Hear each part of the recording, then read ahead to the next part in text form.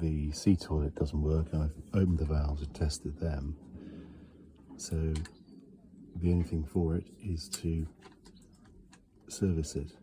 I don't think it has been used much, if at all. So I bought a service kit. I eventually bought the right one. I bought a 2007 initially, when really I should have got the 2008. Sorry, the 1988 one. The sea toilet doesn't work. I don't think it's anything broken, I just think it's lack of use. So I bought a service kit. Initially I bought the wrong one, and I realised I need the one with the blue label, which is the one up to 2006. Jabsco handily identifies their sea toilets by a different coloured label on each, so you can tell which model year it is. Now I just have to find the toilet. Unfortunately, it's going to disturb the dog. After removing all the cushions, the toilet is finally revealed in all its glory. First thing to do is check that the sea cocks are closed.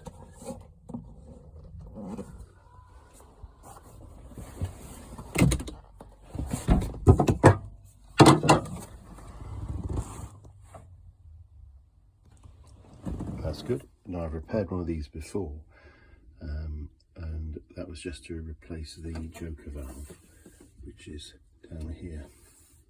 Right, now I'm going to start to disassemble the pump. I've got a bucket and plenty of paper towels ready, because it is going to get messy. Okay, I've undone the top 6 screws. I'm going to lift it off. And you can see already that the top gasket is a bit worn. So I'm going to replace all of that. And the piston gasket's a bit loose, so I'm going to replace all of that as well.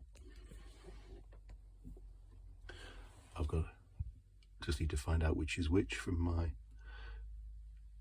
kit.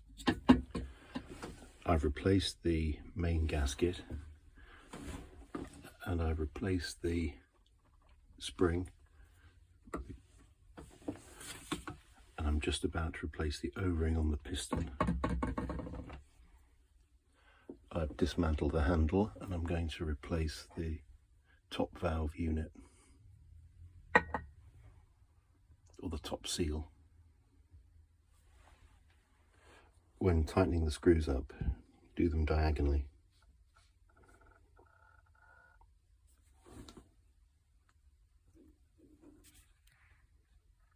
So that's all back, and there's now I can feel some pressure in the pump. So I just have to do the joker valve and then reconnect the toilet.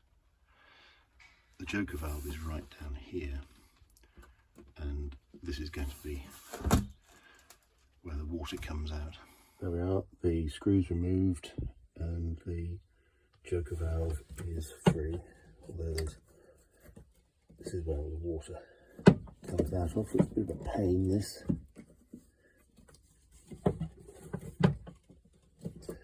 This pipe's got a mind of its own. You can see actually that the joker valve looks very different from this one. This one's tightly closed. This one is pretty much open, and therefore really needs replacing. That was a bit of a fiddle, but the joker valve is back. The one I've taken out is very odd. It's a completely different shape. I need to do a bit of investigation as to why that one was fitted. Just drying up, and I've reconnected the top valve, the top pipe rather, into the pump. So hopefully that does sound like it's doing some pumping now, so that's good. Excellent. Just release the pressure.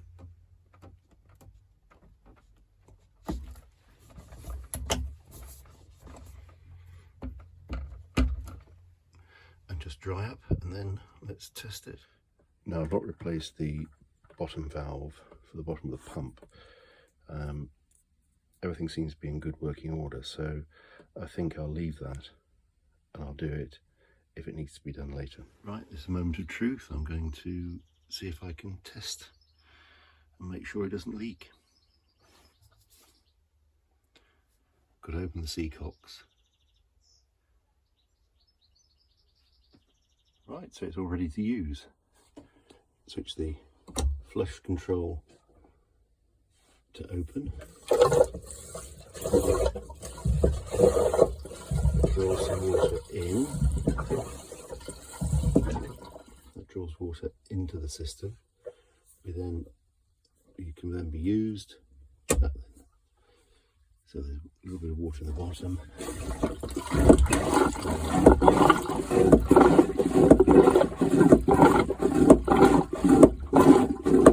And then it pumps out and it's left in the lock position. So in the lock position.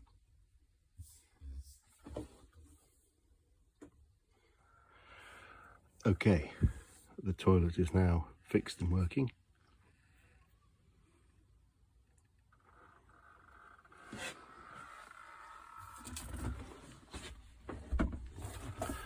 To use it, you turn the valve to open and then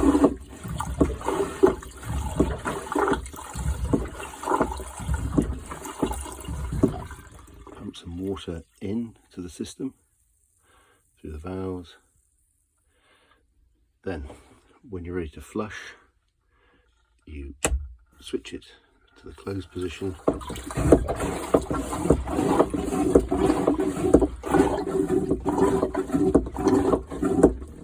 and job done. And then at the end of it, close all the seacocks. They look nice and dry, so that's good. So it's all working. Outlet valve closed.